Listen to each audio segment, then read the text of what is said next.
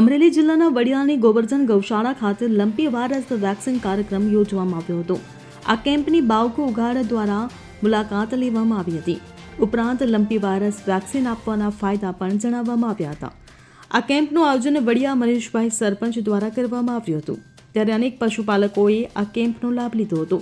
આ તકે veterinary officer Kalpesh Savaliya પશુ દવાખાનું વડિયા દ્વારા પણ લંપી વાયરસ વેક્સિન આપવાના ફાયદા વિશે માહિતગાર કરવામાં આવ્યા હતા.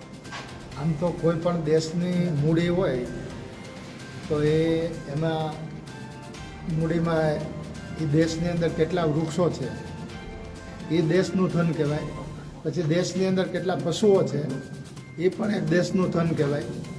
અને દેશની અંદર કેટલું ખનિજ છે એ પણ એક ધન કહેવાય. અને ત્યાર પછી દેશની અંદર કેટલું પાણી છે અને પાણીનો કેટલો સંગ્રહ થાય છે. આની ઉપરથી દેશનો અને સમૃદ્ધિ નક્કી થતી હોય છે. અને ત્યારે ભારતીય સંસ્કૃતિ છે એ એક ખેતી સાથે જોડાયેલી સંસ્કૃતિ છે. હિન્દુ ધર્મ છે એ ખેતી સાથે જોડાયેલો છે, ભારતીય સંસ્કૃતિ સાથે જોડાયેલો છે. અને ખેતી છે એ ગાય સાથે જોડાયેલ છે. એટલે હિન્દુ ધર્મ અને ભારતની ખેતી એ ગાય સાથે જોડાયેલી છે. ત્યારે ભારતમાં 60 પ્રકારની અલગ અલગ પ્રકારની વિસ્તારવાઇઝ દેશી ગાયો હોય છે. એમાં આપણા ગુજરાતની અંદર ગીર ગાય, કાંકરેજ ગાય, જાફરાબાદી ભેંસ, મહેસાણી ભેંસ અને સુરતી ભેંસ, આ આપણા જે પશુધનો છે એનું ખૂબ મહત્ત્વ છે. ત્યારે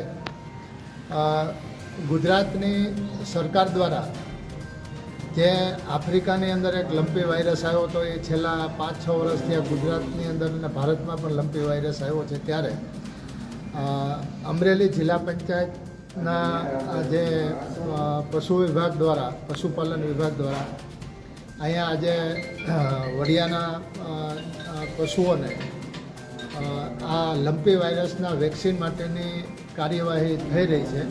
અને આ ગોવર્ધન ગૌશાળા જે વડિયાના સરપંચ છે મનીષભાઈ ઢોલરિયા, એની અને એમની ટીમ દ્વારા ગૌશાળા શરૂ છે.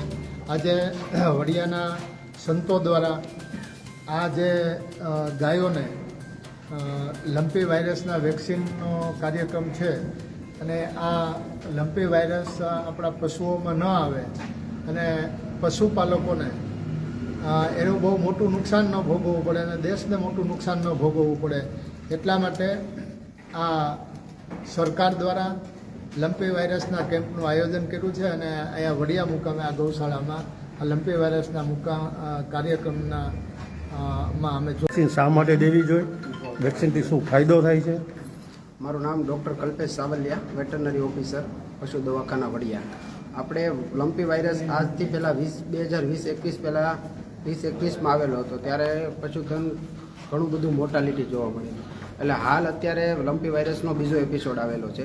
એટલે એટલું નુકસાન ન થાય એટલે આગમતા પગલાં રૂપે આપણે અત્યારે વેક્સિનેશન કરીએ છીએ. આજુબાજુના ઘણા બધા ગામમાં વેક્સિનેશન થઈ ગયું છે અને વડિયામાં ઘણું બધું પશુધન છે. એટલા માટે આજે આપણે લંપી વાયરસનું વેક્સિન વડિયામાં એનું વેક્સિનેશન કરાવવામાં શરૂ છે. Thank you sir. Sir, vaccine આપવાનું ચાલુ છે, એકાદો વિડીયો કરી લો તમારો.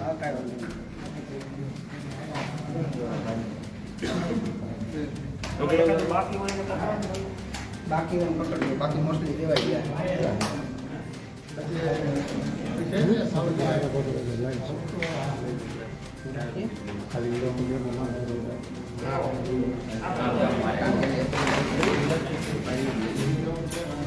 હાલ ગોવર્ધન ગૌશાળા ખાતે વેક્સિન ચાલુ છે કેમ્પમાં.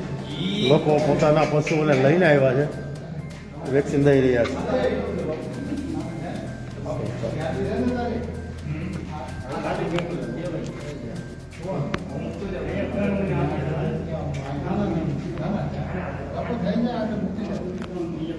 અશોક મણવર સાથે CN24 ન્યૂઝ અમરેલી.